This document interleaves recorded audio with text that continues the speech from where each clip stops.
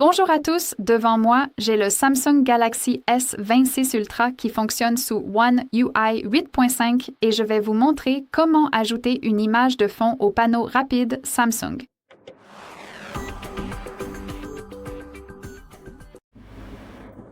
Nous aurons donc besoin d'une application externe, mais elle est fournie par Samsung, il suffit donc simplement de la télécharger. Grâce à cela, nous pourrons effectivement ajouter des photos en arrière-plan de ce panneau. Également pour la luminosité, pour le son et pour la sortie média, donc la section musique. En gros, nous pouvons simplement appliquer ici quelque chose de vraiment intéressant. Alors, laissez-moi vous montrer toutes les étapes nécessaires pour vraiment personnaliser cette section. Tout d'abord, assurez-vous d'avoir une connexion Internet car nous devons télécharger l'application GoodLock. Comme je l'ai dit, c'est une application externe. Cependant, elle est développée par Samsung.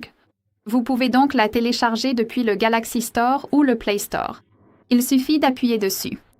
Ici, appuyez sur « Rechercher » et saisissez GoodLock App Samsung, quelque chose comme ça. Elle est gratuite. Téléchargez-la simplement, autorisez toutes les permissions nécessaires et après le téléchargement, appuyez simplement dessus. Donc, GoodLock. C'est ce que vous verrez après être entré dans cette application. Et comme vous pouvez le voir ici, il y a beaucoup de choses à personnaliser, beaucoup de sections.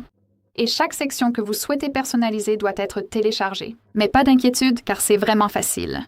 Tout ce que vous avez à faire, c'est d'appuyer sur cette icône de téléchargement dessus. Donc, ce que je veux que vous fassiez, c'est de trouver Quick Start. Ici, vous pouvez redessiner l'interface de votre propre Quick Panel et appuyer sur cette icône de téléchargement. Encore une fois, accordez toutes les autorisations nécessaires. Et une fois que c'est téléchargé, une fois que c'est installé, il suffit d'appuyer sur Quick Start. Et comme vous pouvez le voir, en général, il sera désactivé. Donc, il ressemblera à cela.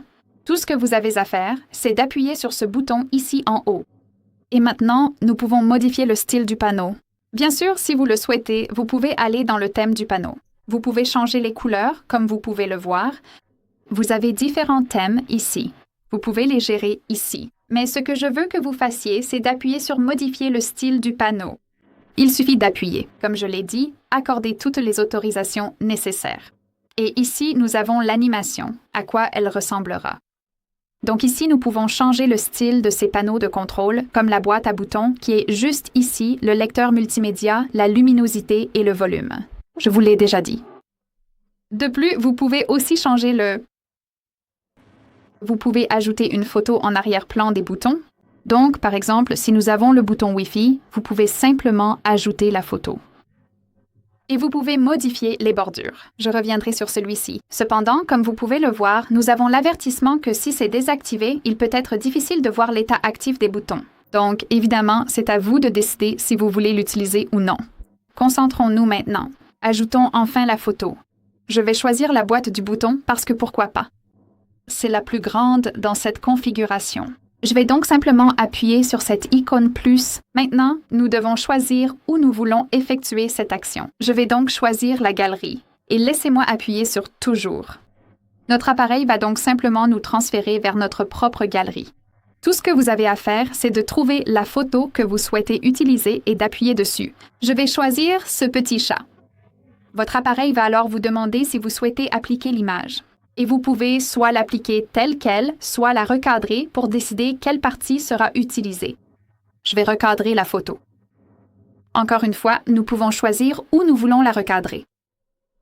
Et évidemment, la zone mise en surbrillance sera celle qui sera utilisée. Alors, laissez-moi la recadrer comme ça. Peut-être quelque chose comme ça. D'accord. Et peut-être comme ça.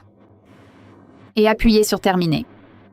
Comme vous pouvez le voir, c'est immédiatement appliqué ici.